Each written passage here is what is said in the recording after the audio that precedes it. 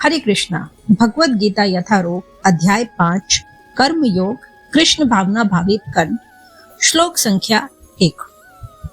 अर्जुन ने कहा, हे कृष्ण, पहले आप मुझसे कर्म त्यागने के लिए कहते हैं और फिर भक्ति पूर्वक कर्म करने का आदेश देते हैं। क्या आप अब कृपा करके निश्चित रूप से मुझे बताएंगे कि इन दोनों में से कौन सा अधिक लाभप्रद है?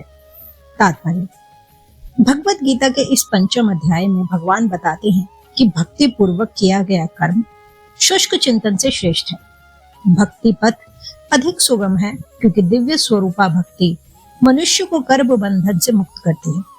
द्वितीय अध्याय में आत्मा तथा उसके शरीर बंधन का सामान्य ज्ञान बतलाया गया है।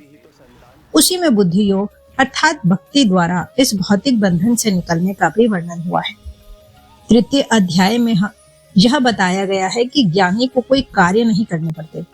चतुर्थ अध्याय में भगवान ने अर्जुन को बताया है कि सारे यज्ञों का पर्यवसान ज्ञान में होता है, किंतु चतुर्थ अध्याय के अंत में भगवान ने अर्जुन को सलाह दी कि वह पूर्ण ज्ञान से युक्त होकर उठ करके युद्ध करे। अतः इस प्रकार एक ही साथ भक्तिमय कर्म तथा ज्ञान युक्त अकर्म की महत्ता पर बल देते हुए कृष्ण ने अर्जुन के संकल्प को भ्रमित कर दिया है। अर्जुन यह समझता है कि ज्ञानमय संन्यास का अर्थ है इंद्रिय क्रिया कार्यों के रूप में समस्त प्रकार के कार्यकलापों का परित्याग। किंतु यदि भक्ति योग में कोई कर्म करता है तो फिर कर्म का किस तरह त्याग हुआ? दूसरे शब्दों में वह यह सोचता है कि ज्ञानमय संन्यास को सभी प्रकार के कार्यों से मुक्त होना चाहिए, क्योंकि उसे कर्म तथा ज्ञान असंगत से लगते हैं। ऐसा लगता है कि वह यह नहीं समझ पाया कि ज्ञान के साथ किया गया कर्म बंधनकारी न होने के कारण अकर्म से ही तुल्य है। अतएव वह पूछता है कि वह सब प्रकार से कर्म त्याग दे या पूर्ण ज्ञान से युक्त होकर कर्म करे। श्लोक संख्या 2। श्री भगवान ने उत्तर दिया, मुक्ति के लिए तो कर्म का परित्याग तथा भक्तिमय कर्म योग दोनों ही उत्तम है, किंतु इन दोनों में से कर्म के परित्याग से भक्ति युक्त कर्म श्रेष्ठ है। तात्पर्य: सकाम कर्म अर्थात इंद्रिय तृप्ति में लगना ही भव बंधन का कारण है।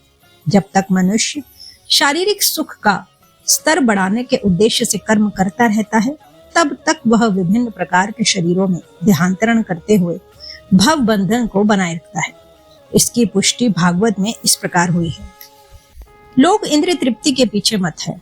वे यह नहीं जानते कि उनका क्लेशों से युक्त यह शरीर उनके विगत सकाम कर्मों का फल है। यद्यपि यह शरीर नाशवान है, किंतु यह नाना प्रकार के कष्ट देता रहता है।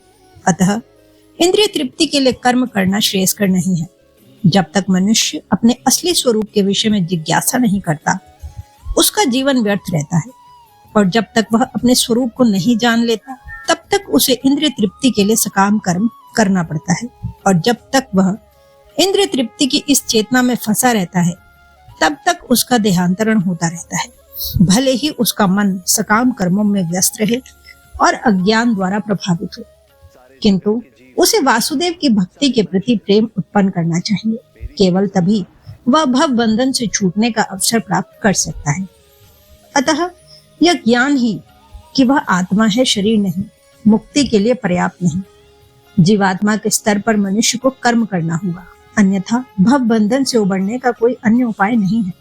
किंतु कृष्ण भावना भावित होकर कर्म करना सकाम कर्म नहीं है।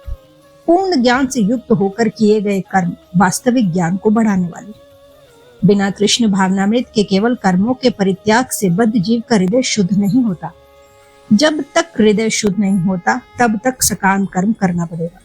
परंतु कृष्ण भावना भावित कर्म कर्ता को स्वतः सकाम कर्म के फल से मुक्त बनाता है, जिसके कारण उसे भौतिक स्तर पर उतरना नहीं पड़ता। अतः कृष्ण भावना भावित कर्म संन्यास से सदा श्रेष्ठ होता है, क्योंकि संन्यास में नीचे गिरने की संभावना बनी रहती है। कृष्ण भावनामृत से रहित संन्यास अपूर्ण है, जैसे कि श्रील गोस्वामी ने भक्ति रसामृत सिंधु में पुष्टि की है।